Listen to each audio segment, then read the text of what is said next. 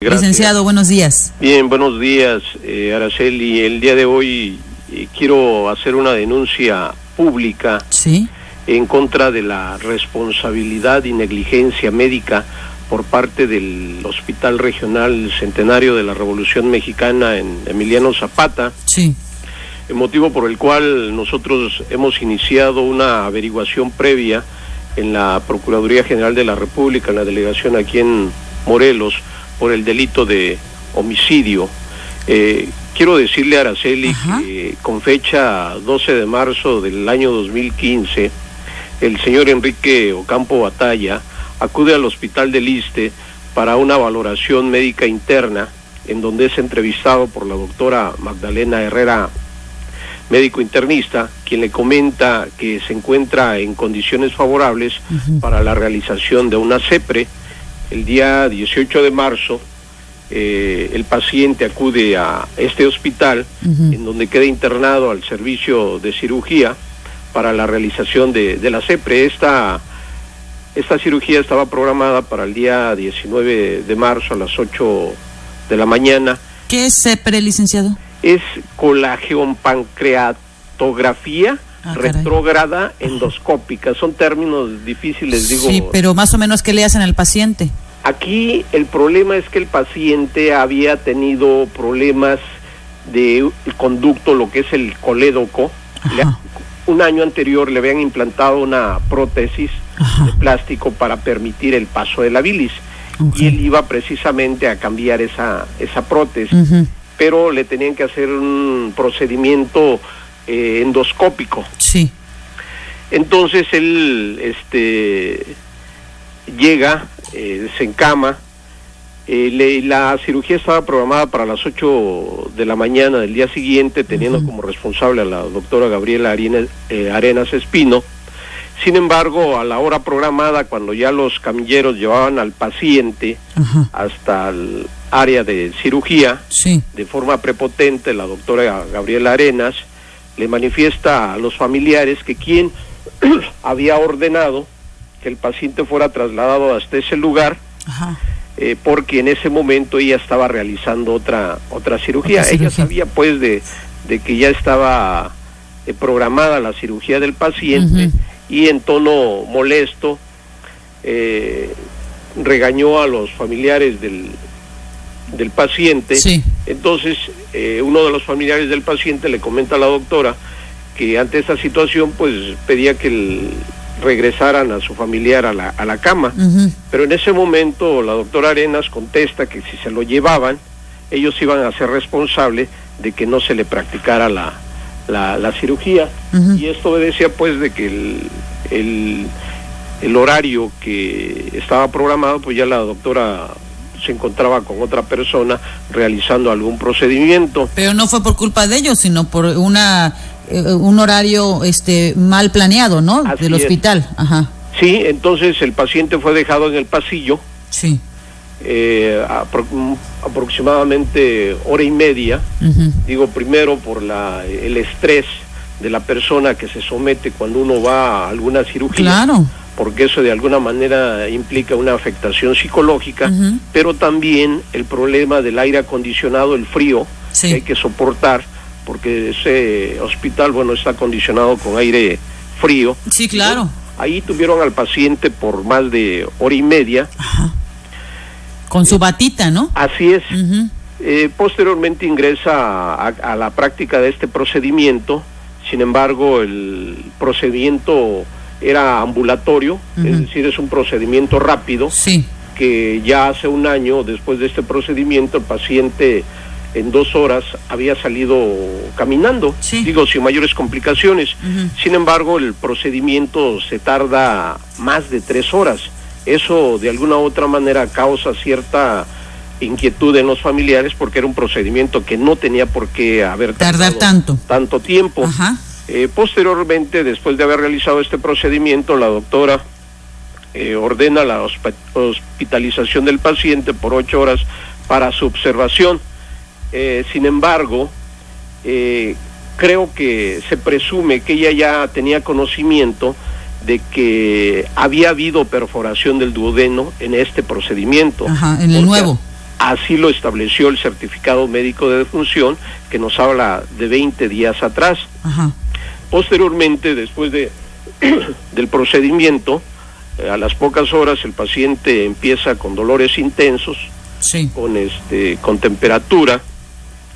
Sin embargo, pues esto no es atendido debidamente por los médicos en turno de guardia, que debieron haber ordenado un estudio médico para conocer cuál era el origen de este malestar.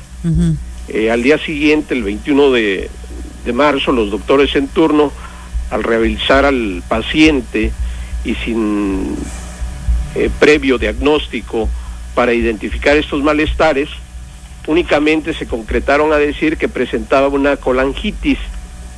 Posteriormente a esto, el paciente empezó a presentar otros problemas y los médicos dijeron que era por estrés, le indicaron omeprazol. Al día siguiente, el 20, se agrava con dolor más intenso, con temperaturas que fluctúan entre 39 y 40 centígrados. O sea, ya tenía infección. Ya tenía una infección. Sin embargo, los médicos no ordenaban ningún estudio. Y un día antes ya la había tenido, ya tenía la fiebre. Así es.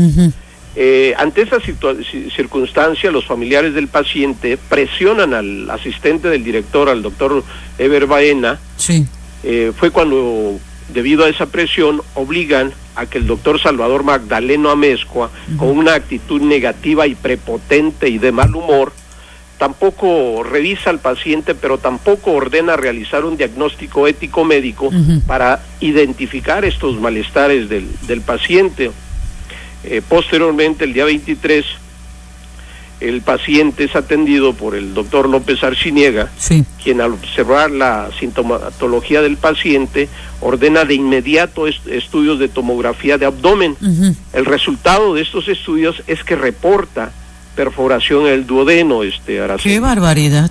Por lo que es necesario, pero eso le estoy hablando que son 4 días posteriores. Sí, que dejaron pasar. El pronóstico médico después de 48 horas, pues es grave, es grave. Claro, cuando era una cirugía sencilla. Así es. Era ambulatoria, tuvo que haber salido el mismo día. Es correcto. Entonces, ¿y luego? Debido a esta gravedad, el doctor López ordena de inmediato una cirugía. Otra cirugía, pues para revisar, porque obviamente ya había por ahí, inclusive me parece ser que encontraron ya infectado. ¡Qué barbaridad! El lugar. Y el doctor López pide que por la gravedad del paciente sea ingresado a terapia intensiva. ¡Qué barbaridad! ¿Tenía peritonitis? Sí, sí.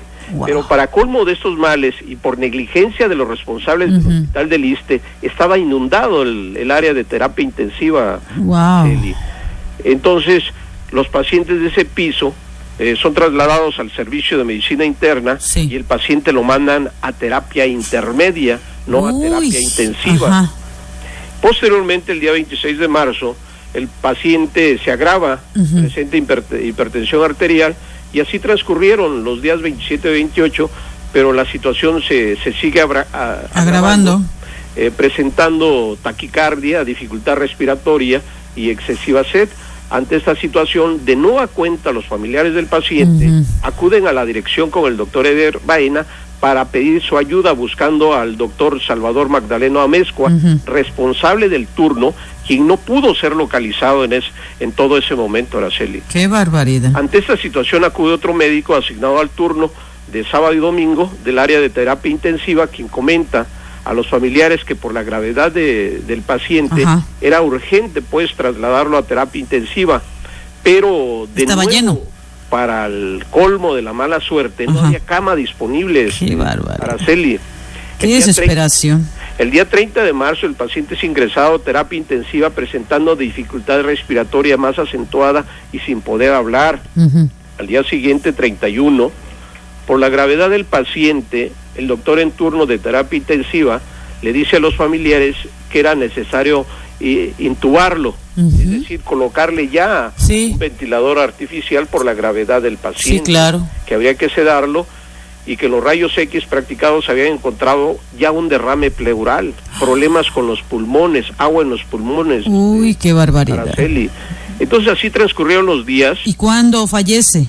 Él fallece el día 11 de abril del año 2015, pero para esto ya presenta insuficiencia renal, es ya hemodializado. Sin embargo, al estarle practicando la hemodiálisis, por una mala técnica de las enfermeras, le causan un sangrado en la tráquea. O sea, ¿todo ese tiempo estuvo en el hospital? Todo ese tiempo. ¿Nunca volvió a su casa? Ya jamás regresó. Qué bárbaro, pero fue muy larga su agonía, ¿no? Del 18 de marzo que lo ingresan hasta abril. 18, sí, hasta el 11 de abril. ¿Estuvo un mes? ¿Más de un mes? 20 días, Araceli. Y el certificado médico de defunción, ahí establece que pues la perforación del duodeno tenía un tiempo de 20 días, y esos 20 días corresponden efectivamente al día que se le practicó este procedimiento de la CEPRE. Y eso entonces, después de todo este viacrucis que pasa la persona que iba a ser, el paciente que iba a ser intervenido con una cirugía sencilla, y toda la familia, ¿qué resulta? ¿Qué dice la doctora que fue la que lo intervino quirúrgicamente? Se están realizando las investigaciones ante la Procuraduría General de la República. El Ministerio Público de la Federación tiene la averiguación para hacer todas las investigaciones necesarias por el delito de homicidio. Qué barbaridad. Lo que exige la familia es que no quede en la impunidad este tipo de negligencia médica, porque imagínese, Araceli, esto lo estamos denunciando nosotros, lo estoy denunciando yo, pero ¿cuántos casos más se han dado en los hospitales del sector salud? Sí. Quedan impunes, en el olvido, que los familiares no son capaces de denunciar, y si denuncian, a veces por las presiones que reciben de las mismas autoridades, no logran que se les haga justicia. Exacto. Y en este caso, pues, la FAOS ha retomado este asunto, porque es un asunto donde el paciente es originario de aquí de Jojutla. ¿Era originario aquí, Enrique Ocampo Batalla? Sí. Qué barbaridad. Es de aquí de... Oiga, y entonces, ¿ese hospital pertenece al ISSSTE? No, es del ISSSTE. Del ISSSTE, sí, es el que está en Zapata. Es el que está en Zapata. Qué barbaridad. Y me imagino que va a tener que hacer un proceso largo por lo delicado del tema, ¿no? De salud. Sí. Y toda la gente que estuvo implicada en que si lo ingresaban o no, que terapia intensiva estaba muy lleno, que la doctora no le dio la atención requerida desde el principio, que lo dejaron en la silla de ruedas esperando hora y media para su cirugía. O sea, todo esto que hemos pasado toda la gente que hemos estado en hospitales públicos, ¿no? Efectivamente, Araceli, algunas ocasiones los médicos se escudan o se defienden ante estas circunstancias argumentando de que antes de que el paciente ingrese a alguna cirugía, nos dan a firmar una responsiva. Sin embargo, debo decirle a Araceli que la firma de esta responsiva, de un consentimiento familiar del paciente por escrito, es la indicación de advertencia acerca de ciertos riesgos asociados con el tratamiento o procedimiento, pero no le da al médico o al hospital una licencia para actuar de forma negligente. ¡Qué barbaridad! Cuidado, falta de pericia, o sin causa justificada se niega a prestar la asistencia a una persona, como en el presente caso. ¿El señor Enrique qué edad tenía? Me parece que tenía la edad de 67 años. 67 años, me imagino que deja esposa, hijos. Sí. Qué barbaridad. Pues muy lamentable, licenciado, realmente estas historias pasan a cada momento en muchos hospitales, así como hay buenos doctores, hay malos doctores, o como hay buenos médicos o especialistas, hay malos también. Hay gente que da su vida por la vida de otros, pero hay gente que no mide las consecuencias de la mala atención que puede tener la vida de las personas, ¿no? Le agradecemos mucho esta llamada, licenciado, vamos a estar muy al pendiente, manténganos en comunicación de este caso para ver cómo va, y déjeme decirle que después de que lo que nos acaba de narrar, mucha gente va a coincidir en que a mí también me pasó lo mismo en tal hospital. Sí, Araceli, fíjese que ya tuvimos una rueda de prensa denunciando públicamente esto, donde le exigimos al doctor Antonio Godina Herrera, que es el director general del ISSSTE del gobierno federal, la renuncia del doctor Salvador Gálvez Garavito, quien es director del ISSSTE aquí en Morelos. Sí. Y si esto no sucede, la FAOS próximamente estará convocando a una movilización para exigir la destitución de este director, quien se nota que no sabe administrar ni siquiera un nosocomio, de esta magnitud. Y yo creo que por dignidad y por vergüenza, Gálvez Garavito debe renunciar como director del ISSSTE. Araceli, le hago un llamado a todos los familiares de algunas otras personas que hayan tenido casos similares, a que se comuniquen con usted y podamos estar en la posibilidad también de ayudarla, Araceli. Claro que sí. Y no solamente del ISSSTE, también del IMSS, de los hospitales públicos, del MEANA, del PARRES, de todo, ¿no? Inclusive hasta en clínicas privadas. También, clínicas privadas, todos aquellos hospitales del sector salud. Digo, tenemos que denunciar, algo tenemos que hacer. Exacto. ¿Cuántos muertos más tiene que haber? Uy, no. Para que se nos haga justicia. Exacto. Araceli. Bueno, licenciado, pues gracias por sus palabras. Vamos a estar muy al pendiente de este tan triste caso. Gracias, Araceli. Que tenga buen día. Buen día.